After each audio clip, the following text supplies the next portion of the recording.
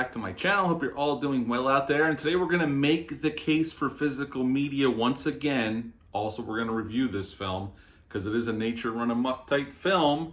And that film is Deep Blue Sea. Now, before we get into this, do me a favor, like, comment, and subscribe. Join me here. I greatly would appreciate that. Also, as always, a shameless plug for my TeePublic page. I'll leave a link in the description box below. And yes, this is the Arrow 4K that just came out. We will go through this after this quick review for this film, this 1999 action horror film directed by Renny Harlin.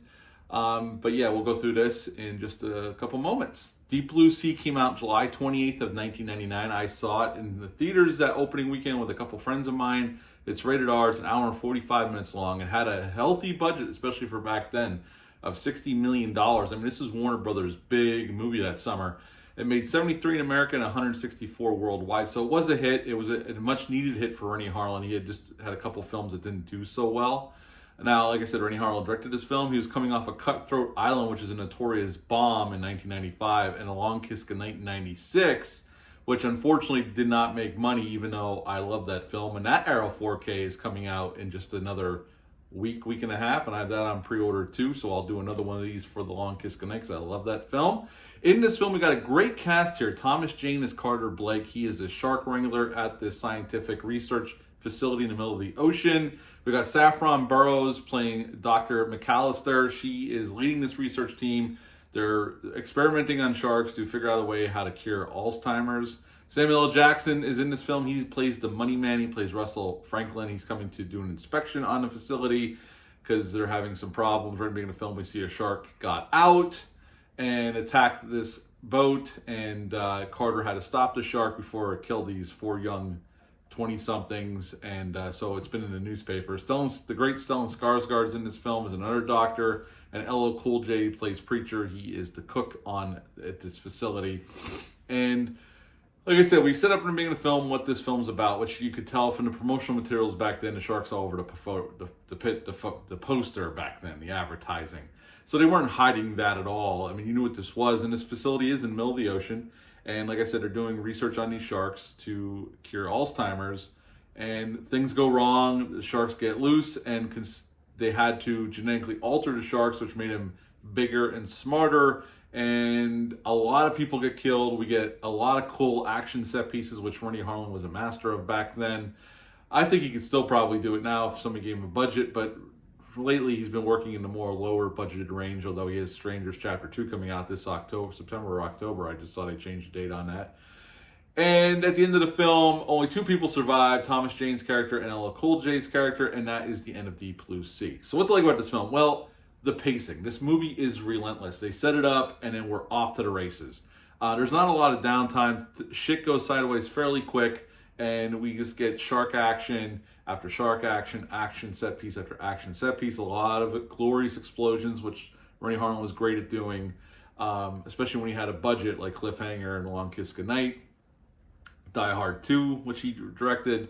The cast here is great. Everybody's great here, and obviously we get that great scene with Samuel L. Jackson where everybody thinks he's the lead, and boom, he gets the big jump scare, if you've never seen it, where the shark kills him unexpectedly as he just got done giving this great speech. And Harlin was great at giving us set pieces, really cool action set pieces, and this is no different here. There's some really cool, well done action set pieces. The set design is spectacular for this film. I mean, they went down and really built these sets. They built it in a tank. We'll talk about that as we go through the 4K here. So yeah, they did a really great job. Now, the CGI, they used the animatronic sharks look amazing like they did back in 99. They're some of the best animatronic sharks ever put on film, in my opinion, by far. They look amazing. The CGI, even back in 99, the CGI wasn't the greatest. Now in 4K, when the camera when they cut away quickly, it's fine.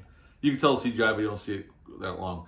When they linger on the CGI shot, and there's a few of them in the film, it looks like dog shit, unfortunately. And that is one of the drawbacks of 4K is amazing. It makes these films look the best they've ever. This film looks amazing. It's the best it's looked since I saw it in the theaters back in '99, for sure. But the CGI, it really makes some of that subpar CGI from back in the day look awful, and it's no different here. So, I've seen this film enough times. I really like this film, so I can forgive it. I know the limitations of the CGI at the time. Thank God Harlan was smart enough to keep most of it practical, and he keeps the pace moving, and he keeps it exciting, and so you could forgive some of the drawbacks in the late 90s CGI. Now, there was a scene filmed for the movie where Thomas Jane actually had to get in the water and swim alongside a real shark.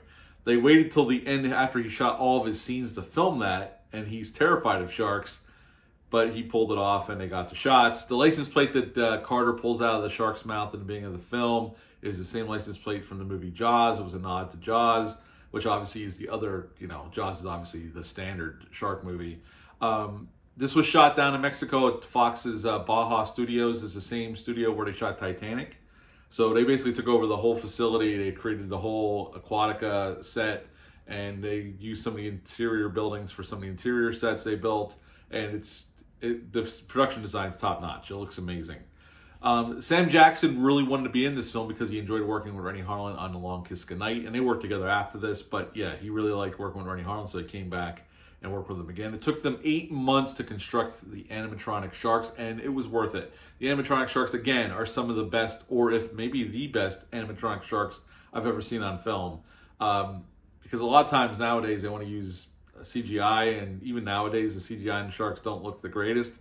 But the animatronic sharks here are stellar. They look amazing. They still look amazing.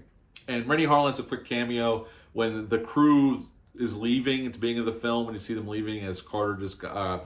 as Russell Franklin, Sam Jackson's character, just got there. You can see him briefly walking off with his arm around a girl as they're walking towards the boat to leave. So yeah, Renny Harlin has a quick cameo. If you can spot him really quickly in the film. Overall, I really like Deep Blue Sea. It's a really fun summer horror action blockbuster. And Renny Harlin was great at making these types of films back then, and I like this film a lot ever since I saw it in '99. I would give the film itself a 9 out of 10. All right, folks, we are on to the 4K. How does this 4K stack up? Now, we all know Arrow Video has a great reputation. They do great work, and I'm happy to tell you that it's no different with Deep Blue Sea. I just watched this last night, and it's the best the film has looked since I saw it in the theaters in '99 on 35mm projection. It looks great, and this was a brand new restoration, 4K restoration from the original camera negative, approved by Renny Harlin himself. They ported it over to 5.1 DTS track it's on the digital copy. I have it on Apple iTunes and the old Blu-ray. But they also created a brand new Dolby Atmos track, and I gotta say, the Dolby Atmos track rocks. So if you have a surround sound system, I think and you like this movie, you're gonna be very pleasantly surprised with the Dolby Atmos mix on this disc. Has a brand new audio commentary by the screenwriter, Duncan Kennedy, came in. There's another audio commentary with a film historian as well. The other audio commentaries are all ported over from the old supplementals from the old Blu-ray and DVD, which I used to have the old DVD. There's a great special feature on here. Most of the special features are ported over from the old special features from the Blu-ray and the DVD, which is fine. It's all archival stuff. But there's a new interview here with the production designer, and William Sandell. He did the production design on this. He actually got... Well, you can watch it. It's about 25 minutes long. It's really interesting. I'm not going to give anything away. But he did the production design for Roger Corman back in the day. It's where he got his start. He did RoboCop, Total Recall, a bunch of big films. And it's very interesting to listen to him, especially his work on this film. It's definitely a really cool special feature they put on here. There's another special feature with a film critic, like a video essay about the film as well. But everything else is archival. So those are pretty much the only couple brand new special features you get for this disc. Also, it's a 60-page booklet, which you got this cool slipcover, and you got the hard cardboard case that Arrow always gives. I love those. This is a 60-page booklet. I haven't read through it yet, but this is pretty badass. This looks like a journal from Aquatica Research Center. And then you get obviously the disc. This is reversible artwork. This is the new art that Arrow commissioned for this release, and it has the old poster art that we all remember from the theaters back then, if you ever remember seeing it back then, or the old Blu-ray cover. And then inside,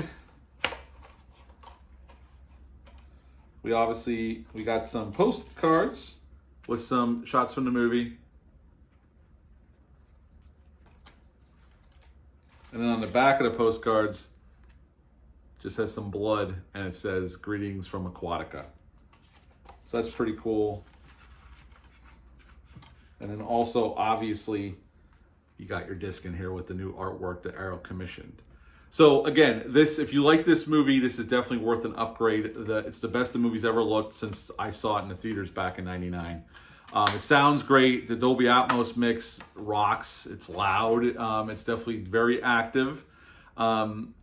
The only thing I would say is you got to turn up a little bit, because when the action hits, to hear the actors talk, you got to turn up a little bit. That's what I would say is the only downside.